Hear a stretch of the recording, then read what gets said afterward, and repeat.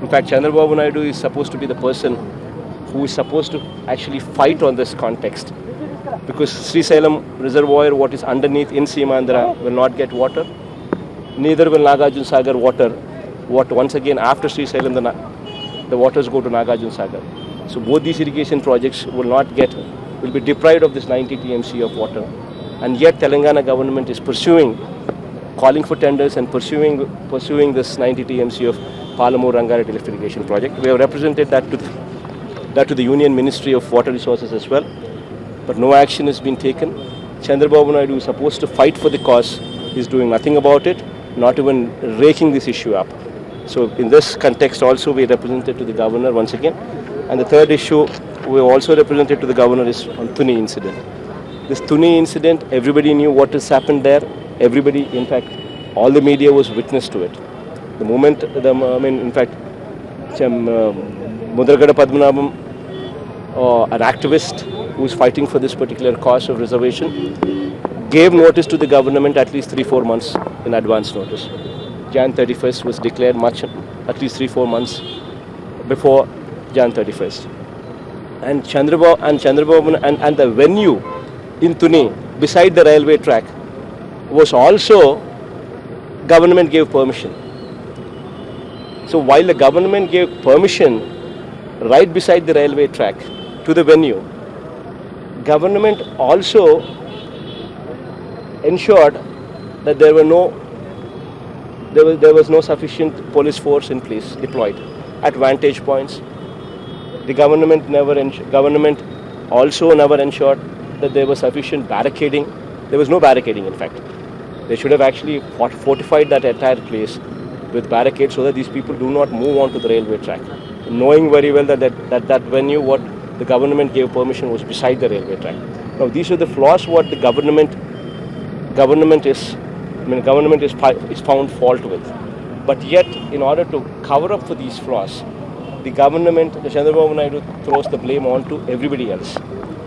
In fact, everybody knew that day what happened. Within 17 minutes or 15 minutes, the entire speech was wrapped up and people just proceeded to the railway track. And there was just one speaker who spoke and nobody else spoke. Everybody knew this. So how is it fair to blame everybody else where it is your fault to let a lack of people onto the railway track?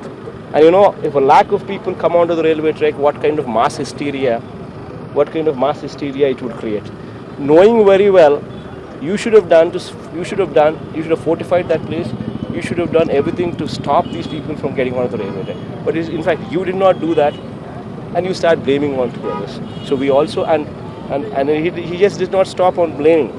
He went ahead and started booking false cases so much so that a lot of our people and a lot of other people also from various other parties also have been booked on false cases.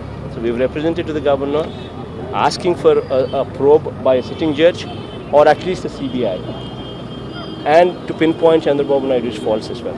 One more question, sir. Today, government decision to offer temporary secretariat. They invested here for the camp for the secretariat here in Hyderabad. Now, almost 200 crore they are investing for a temporary secretariat in Vijayawada, sir.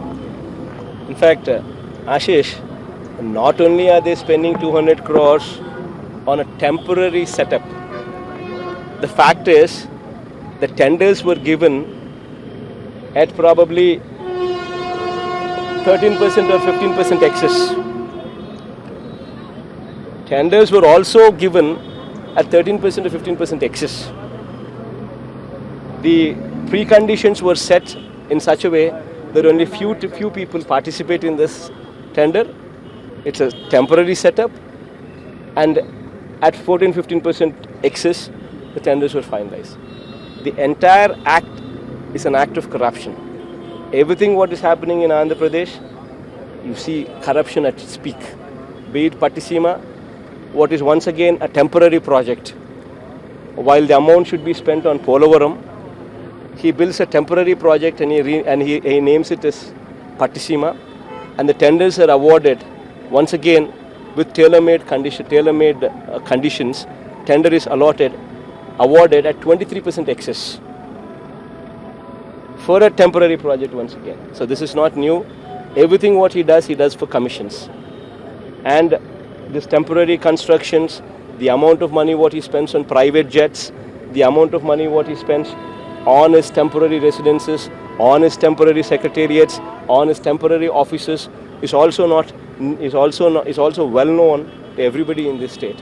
In fact, the amount what he spends for event management to conduct one-day festival of an inauguration, of laying of inauguration stone for the capital city is 400 crores.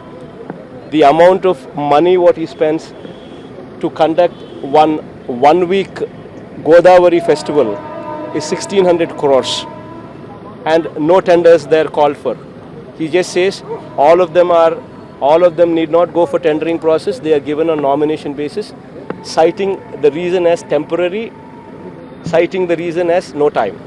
Sir, so as a responsible opposition, you will demand in This government in place where he's doing everything what he's not supposed to be doing.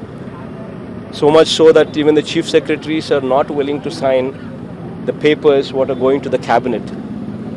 And yet, without the chief secretary's signatures, he's bulldozing cabinet decisions.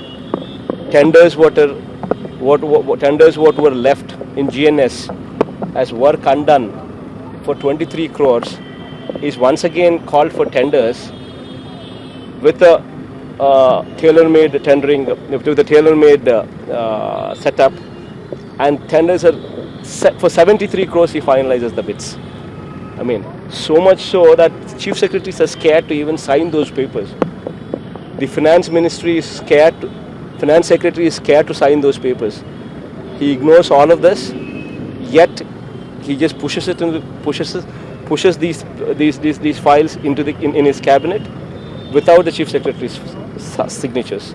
But yes, as you rightly said, we are left with no other option. We will have to fight. We have to fight, and we'll have to fight. There's nothing what one can